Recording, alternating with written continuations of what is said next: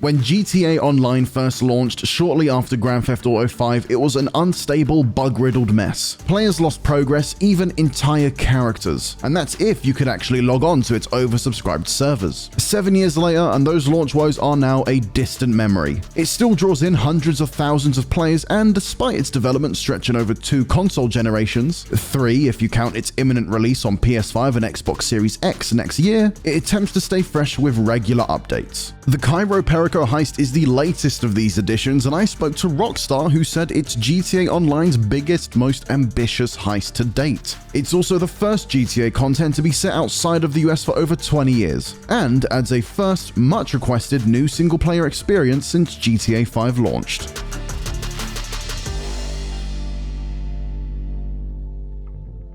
Set on a paradise island owned by cartel drug lord El Rubio, Cayo Perico is built on the foundations of the heist that came before it, and is the culmination of years of evolution. Heists were first added to GTA Online in 2015 and brought a taste of GTA 5's much-loved multi-part missions to Los Santos' ever-expanded multiplayer mode. Since then, the addition of the Doomsday Heist in 2017 and the Diamond Casino Heist last year have iterated on the formula. Doomsday introduced free mode prep missions, meaning the equipment runs made prior to the finale could be disrupted by other players in the world. The Diamond Casino Heist added more freedom still by allowing teams to choose one of 3 ways to tackle the robbery: stealth, all guns blazing, and somewhere between the two. However, Rockstar had bigger ambitions for heists. Casino was a great heist, but we were still limited by the sort of choice, the approaches that we did, so we want to go that step further and just make it a lot more open.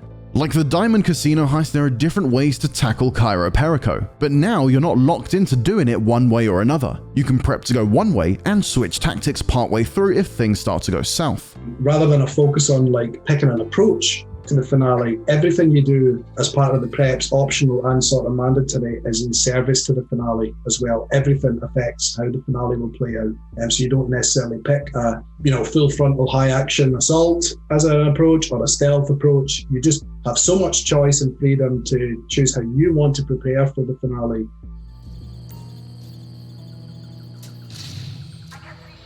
I got glimpses of how these choices might present themselves during a brief showcase of the heist, and one of the ways to get onto the island is by being airdropped at night by a stealth jet. Of course, you need to actually get the plane first, which presents its own challenges. We saw a lone protagonist infiltrate an airbase under the cover of darkness, silently taking out guards with a silenced rifle, but there are many more ways to achieve the same goal. You can select one vehicle and land on the island, almost undercover, as if they're expecting you, but on another approach you can grab a weaponized boat and just go on full-on assault. You can also you come in from the air, without trying not to give away the vehicles, but there's even just in that simple choice of how am I getting to this island and where do I want to arrive on this island, or how do I want to get into maybe the sort of the more secure compound within it. They're not always obvious decisions you have to make either, and sometimes smaller details that can easily be overlooked can make a big impact.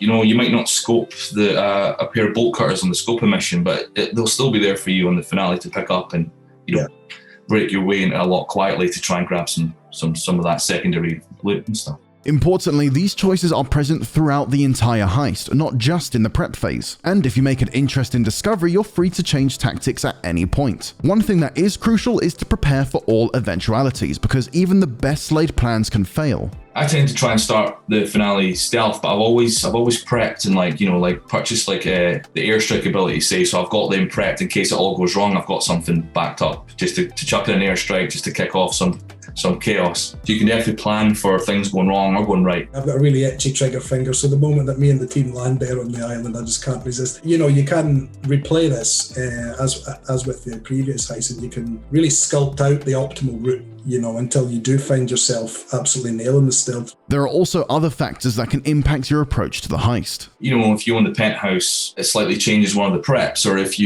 you've got access to Chester McCoy, the weapons expert from Older, he gives you extra abilities. These links with previous heists are threaded throughout Cayo Perico, and long-standing players of GTA Online will be rewarded with countless nods to the past, as well as perks similar to those outlined above. However, one thing that is a dramatic departure from what's that's come before is the location of the heist. El Rubio's Caribbean island is a long way from the familiar vistas of Los Santos. So much so, the only way to access it is through the heist. You can't just hijack a helicopter and fly there in free mode. You're essentially leaving Los Santos. I mean, it's that nice feeling you have in single player, when you finally return to North Yankton with Michael and Trevor. It's that kind of going to the airport, getting on the plane, you're flying, you're leaving Los Santos, you're feeling like you're leaving Los Santos behind, and then arriving on this new sort of tropical island.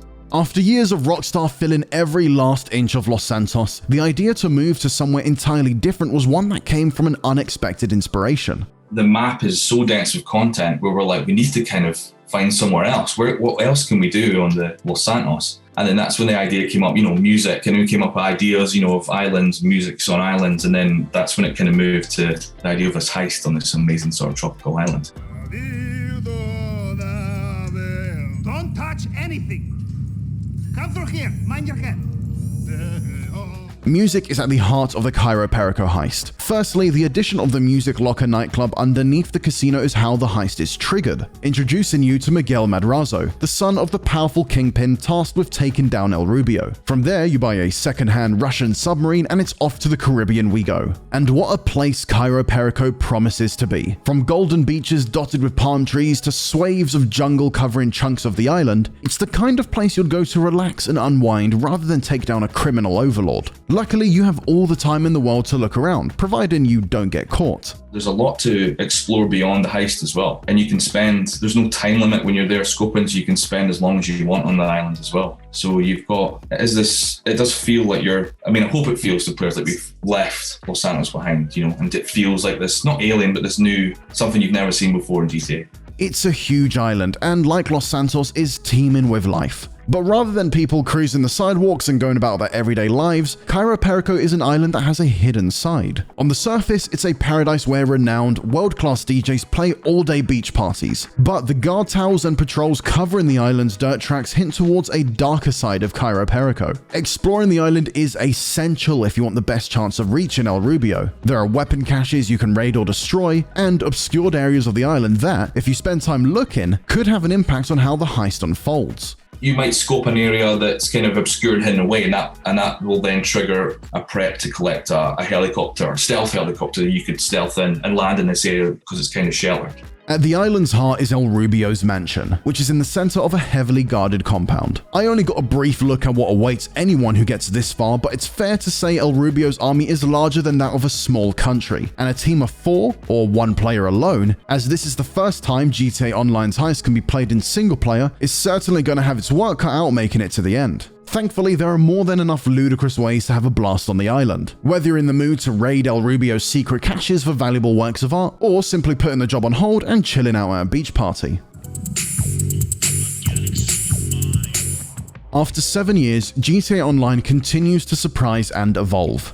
When heists were first released, they were fresh and exciting, but the separation from the rest of the online experience was a little jarring. Cayo Perico is a step closer to make the whole experience more cohesive, and at the same time, it takes bold steps to introduce a new setting and ways to play. The underlying tech might be beginning to show its age, but GTA Online continues to prove that good ideas and a commitment to excellence are forever timeless.